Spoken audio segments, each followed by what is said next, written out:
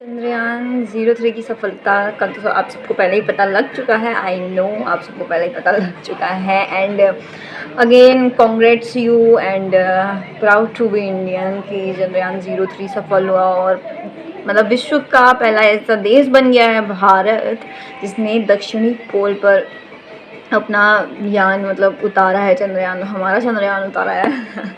And congrats you everyone. But अभी लोगों के दिमाग में ख्याल आएगा कि चंद्रयान की सफलता से मतलब जो नॉर्मल पीपल्स हैं उनके लिए क्या मतलब बेनिफिट्स होंगे। हे फैमिली, मैं गायत्री जोशी आपका हार्दिक स्वागत करती हूँ। And again and again congrats you that चंद्रयान-3 हमारा सफल हो चुका है। And thank to all ISRO scientist जिनकी इतनी कड़ी मेहनत के बाद 4 साल की मेहनत के बाद सफलता आखिर में हासिल हो ही गई और होनी ही थी। सो इंडिया ने इतिहास रच दिया है और रचना ही था।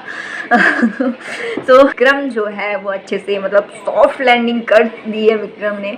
चंद्रमा पर सॉफ्ट लैंडिंग जो होती है इतनी आसान नहीं होती है और ये कर पाना किसी देश के लिए बहुत बड़ी बात होती है और भारत ने वो कर दिखाया है। अब रोवर भी उतर गया। अभी तो मैं जिस टाइम पे वीडियो बना रही हूँ रोवर भी उतर चुका है। अब बात करते हैं कि चंद्रयान-03 की सफलता से आम आदमी को क्या फ़ायदा होगा। देखो, वैज्ञानिकों को ये फ़ायदा होगा कि उनकी आगे की स्टडीज़ के लिए उन्हें बहुत ही ज़्यादा मतलब जो कॉम्प्लेक्सिटी थी वो अब ख़त्म हो जाएगी। कॉम्प्लेक्स जो चीज़ें थी वो बहुत ही सिंपल हो जाएंगी स्टडीज़ के लिए। और जो रोवर है वो स्टडीज़ करेगा, बट स्टडीज़ करने के लिए रोवर के पास सिर्फ 15 डेज़ हैं। बिकॉज 15 डेज़ चंद्रमा पर अंधेरा होता है और 15 डेज़ चंद्रमा पर उजाला होता है। ये जो आम आदमी को फ़ायदा होगा वो संचार में होगा। संचार में कई सारी सुविधाएं आ जाएंगी और मतलब कई सारे इम्प्रूवमेंट्स भी आएंगे और जो सुरक्षा होती है उसमें भी कई सारे इम्प्रूवमेंट्स आ जाएंगे। बहुत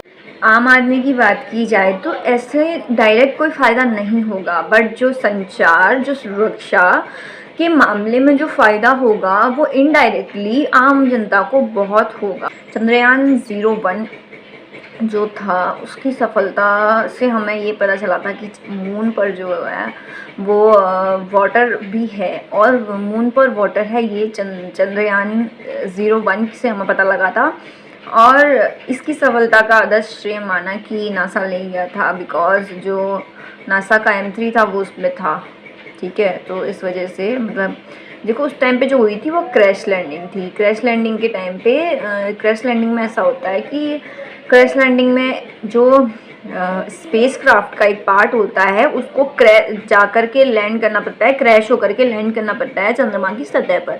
तो क्रैश लैंडिंग में जो क्रैश होने से जो उसका जो धूल मिट्टी उड़ती है उसको जो बाहर जो ऑर्बिटर घूमता है वो उस धूल मिट्टी को अब्जॉर्ब करके बहुत सी चीज़ों को पता लगाता है। और जब चंद्रयान-1 लॉन्च हुआ था तो उस टाइम पर इस बारे में पता लगा था भारत को कि हाँ वाटर है। बिकॉज चंद्रयान-1 भारत ने भेजा था, बट जो उसका ऑर्बिटर था उस पे जो था जो पार्ट था M3 वो था नासा का। चंद्रयान-2 के आप सबको पता है क्या हुआ था, क्रैश लैंडिंग हो गई थी जबकि सॉफ्ट लैंडिंग करानी थी।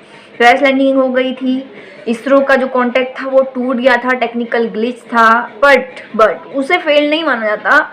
वो हाफ सक्सेसफुल मिशन था, वो फेल नहीं हो सकता। बिकॉज ऑर्बिटर अभी भी घूम रहा था। ऑर्बिटर के घूमने की वजह से जो चंद्रयान-02 का ऑर्बिटर था उसी की वजह से चंद्रयान-03 के लैंडर के लिए एक अच्छी जगह ढूंढ पाना बहुत ही ज़्यादा मतलब जो कॉम्प्लिकेटेड काम था वो बहुत आसान हो गया था, ठीक है।